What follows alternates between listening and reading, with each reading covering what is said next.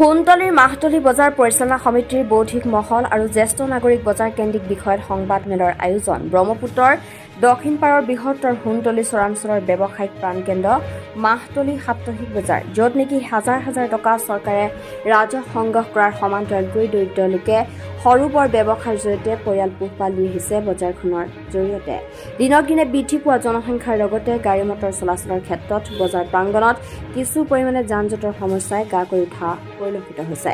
যান জঁট সন্দৰ্ভত ইতিমধ্যে জিলা প্ৰশাসনৰ নিৰ্দেশত ৰাজহ চক্ৰৰ বিষয়াই সমাধান কৰি সুবিধা প্ৰদান কৰা দেখা গৈছে। ৰাস্তাৰ দুয়োপাৰে থকা অবৈধ দোকান পোহাৰসমূহ উঠাই ৰাস্তা বহল কৰি যান জঁটৰ সমস্যা লাঘৱ কৰাও পৰিলক্ষিত হৈছে। ইয়াৰ উপৰিও গাড়ী মটৰ পাৰ্কিং কৰাৰ এক সুব্যৱস্থা কৰি দিয়াত জিলা প্ৰশাসনৰ পদক্ষেপক স্থানীয় ৰাইজে যথেষ্ট শলাগিছে। লগতে বজাৰৰ মাজমজিয়াত অৱস্থিত কিছুমান দোকানৰ ক্ষেত্ৰত প্ৰশাসনে কিছু নিৰ্দেশনা প্ৰদান কৰিছিল বজাৰ পৰিচালনা সমিতিক। প্ৰশাসনৰ নিৰ্দেশৰ পাছতে বজাৰ পৰিচালনা সমিতিয়ে দ্ৰুত পদক্ষেপে ব্যৱসায়ীসকলক নিয়ন্ত্ৰণ কৰি এক সুস্থ পৰিৱেশ গঢ়ি তোলা পৰিলক্ষিত হৈছে। চৰকাৰে নিৰ্মাণ কৰা বজাৰ গৃহসমূহত স্থায়ীভাৱে কৰা দোকানসমূহ উঠাই দিয়াৰ উপৰিও মাছ শাক পাচলি দোকান কৰাৰ ব্যৱস্থা কৰি দিছে বজাৰ পৰিচালনা সমিতিয়ে। তথাপিতো একাংশই মাহতলী বজাৰক কেন্দ্ৰ কৰি সঘনাই উদ্দেশ্য প্ৰণোদিতভাৱে ভিত্তিহীন বিষয় লৈ সামাজিক মাধ্যমত অপপ্ৰচাৰ কৰাত জাঙুৰ খাই উঠিছে পৰিচালনা সমিতি আৰু আয়োজন কৰে সংবাদ মেলৰ যোগেদি বজাৰখনৰ সৃষ্টিকালৰ পৰা বজাৰৰ জৰিয়তে এই অঞ্চলত কৰা উন্নয়নমূলক কামৰ লগতে বৰ্তমান পৰিৱেশ পৰিস্থিতি লাগি ধৰিছে।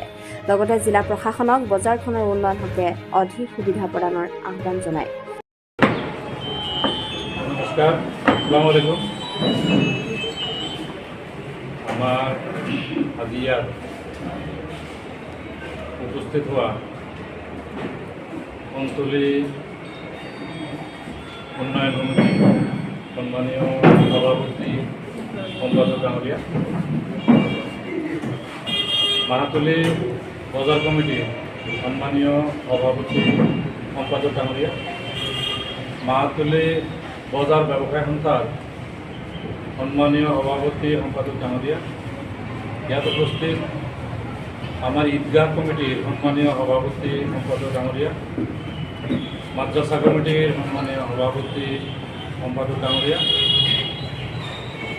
আৰু বিশেষভাৱে আমাৰ এই অঞ্চলৰ জ্যেষ্ঠ নাগৰিকসকল, ইয়াত উপস্থিত অতি মৰমৰ সাংবাদিক বন্ধুসকল, আজি আপোনালোকক আমন্ত্ৰণ জনাইছোঁ এইকাৰণেই যে আপোনালোকে গম পাইছে যে এটা পৰ্টেল,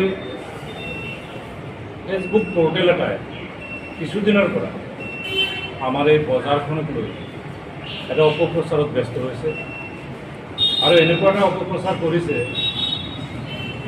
যিটো অপপ্ৰচাৰে আমাৰ অঞ্চলবাসীৰ ওপৰত সাংঘাতিক এটা আঘাত আমি দেখিবলৈ পাই আছোঁ। যে এনেকৈ যদি অপপ্ৰচাৰ কৰি থাকে তেতিয়াহ'লে অনাগত দিনত আমাৰ এই অঞ্চলটোৰ প্ৰতি এটা ভাৱ সৃষ্টি হ'ব। তো আমি স্থানীয় মুখিয়াল ব্যক্তিসকলৰ লগত আলোচনা কৰি আমি এই কথাখিনি আপোনালোকৰ বিভিন্ন চেনেলৰ জৰিয়তে আমি অসম চৰকাৰ তথা মাননীয় জিলা আয়ুক্ত বাইদেউ, আমাৰ চাৰ্কল অফিচাৰ বাইদেউ বা আমাৰ বিভাগীয় কৰ্তৃপক্ষক আমি জনাবলৈ ইচ্ছা প্ৰকাশ কৰিছোঁ আৰু সেই সূত্ৰে আজি আপোনালোকক ইয়াত আমন্ত্ৰণ জনাইছোঁ। আশা কৰিছোঁ আপোনালোকে আমাৰ সত্ৰ অঞ্চলত যি উন্নয়ন কমিটি, বজাৰ কমিটিৰ জৰিয়তে কতদিনে আমাৰ অঞ্চলৰ যি ডেভেলপমেণ্ট এই অনুষ্ঠানটোৰ জৰিয়তে কৰা হৈছে, সেইটো বিভাগীয় কৰ্তৃপক্ষই বা উদ্যোগী কৰ্তৃপক্ষই নাজানে আৰু তেখেতসকলৰ জ্ঞাত কৰাৰ কাৰণেই আমি এই সংবাদমেলৰ আয়োজন কৰিছোঁ। বকুৰ পৰা ৰেজাউল হাছানৰ ৰিপৰ্ট, নিউজ 24 NA।